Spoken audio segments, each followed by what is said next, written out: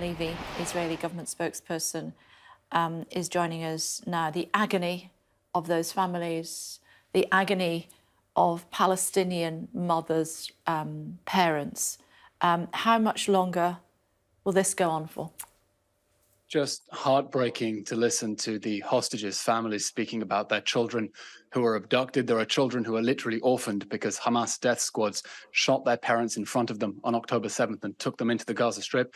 And we're fighting this war to bring our hostages home and to destroy the terror state that perpetrated the October 7th massacre so it can never do it again.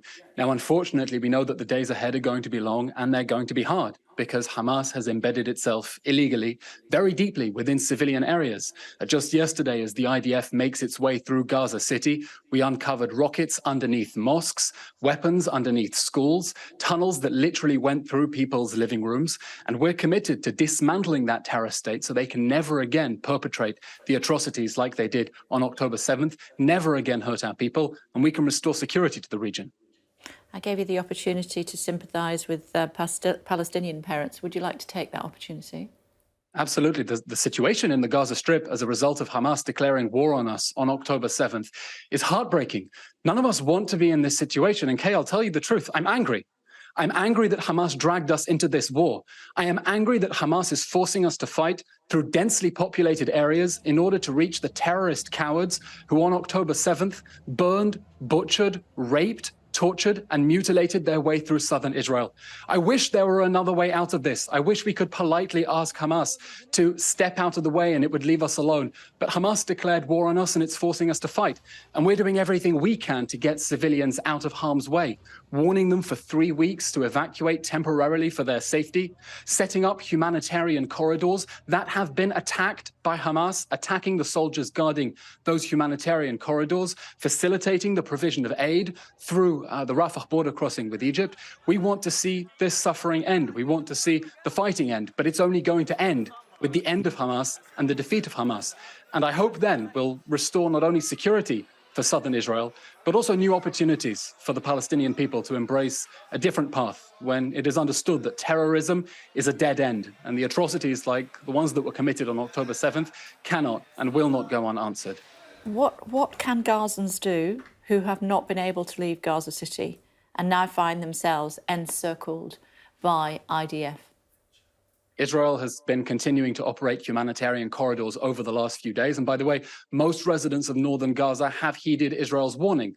Of the 1.1 million residents of northern Gaza, latest figures I've seen are that only 100,000 remain in the north, and that is that is before the humanitarian corridors of recent days. The fighting in northern Gaza is going to get dangerous. It's going to get dangerous because Hamas has literally embedded itself under people's homes, under schools, underneath hospitals, and those are all legitimate targets under international law. When Prime Minister Rishi Sunak says the UK wants Israel to win, it wants us to go after these terror targets so they can never perpetrate the massacre again. And we hope that civilians will continue heeding our warning. My understanding of international law is that they are only targets that you can aim at as long as civilians are not in the path of those missiles and rockets. No, that is, so it's important that we're on the same page about international law, and I know that's very important for British, very important for British audiences especially.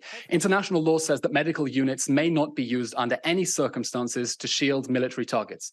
The fact that Hamas has its military headquarters in the basement of the Shifa hospital is a war crime, period. The next article of international law, I'm quoting Additional Protocol 1 of the Geneva Conventions, generally taken as a faithful reflection of customary international law, says that those medical units may lose their protected status when they are used to shield military targets, as long as sufficient warning has been given and every possible precaution taken to get civilians out of harm's way. It does not say that the targets underneath hospitals may only be targeted once there are no civilians in the vicinity. It says they become legitimate targets when our army has made every possible precaution to get civilians out of harm's way. And I'll remind you, it's been 3 weeks now that Israeli soldiers have been placing 20,000 phone calls to residents of Gaza, urging them to leave, dropping 1.5 million leaflets, sending 10 million SMS. Well, what about those that can't move from the hospitals? We understand that it is very difficult. Israel also has its own internally displaced person problem. We have 250,000 evacuees, including elderly people, including sick people who've been forced to leave Sderot, who've been forced to leave Kiryat Shmona up in the north because we want to get them out of harm's way. And we want Palestinians to get out of harm's way as well. And we think that anyone in the international community genuinely concerned for civilians should be helping and encouraging that evacuation of civilians to get them out of harm's way. That is their responsibility under international law, instead of criticizing Israel for doing everything it can, more than any army in the history of warfare, by the way, to keep the other side's civilians safe from the consequences of their own leaders' reckless endangerment of them. So you're saying if they've not been able to get out of the way for whatever reason, they may not be able to physically or they don't have the means to be able to transport themselves from Gaza City, they are collateral damage. We are urging people to get out of the way. We do not want to see anyone being hurt. But this war has only one way that it can end, with the total defeat of the Hamas terror state that perpetrated October 7th. We don't want to be in this situation, Kay. We really, really don't. But Hamas is openly saying in English, it will perpetrate another October 7th, a second, a third, a fourth, as many as it takes to murder every man, woman, child in this country and destroy our country. That is the threat that we are fighting against. And we're doing everything we can to specifically target the terrorists who perpetrated it. Just today, we announced we took out a terror mastermind behind the Hamas weapons facilities and doing everything we can to get civilians out of harm's way. Now, I'm not aware of any conflict in history that has seen no civilians being killed. Civilians get hurt in war. That is a tragic consequence of war. But this isn't a war that we started or wanted or even expected. It's a war that Hamas declared on us. And it's a war that we have no choice but to win. And we're going to do so, upholding our obligations under international law and going above and beyond to keep the other side's civilians safe from their own leaders' reckless decision to try to keep them in harm's way. Okay, I mean, I am looking at the Geneva Convention, Article 51, saying civilians shall not be the object of attack in war, also prohibiting indiscriminate attacks, which are those that may be expected to cause incidental loss of civilian lives, like bombing hospitals. International law insists on the rule of proportionality.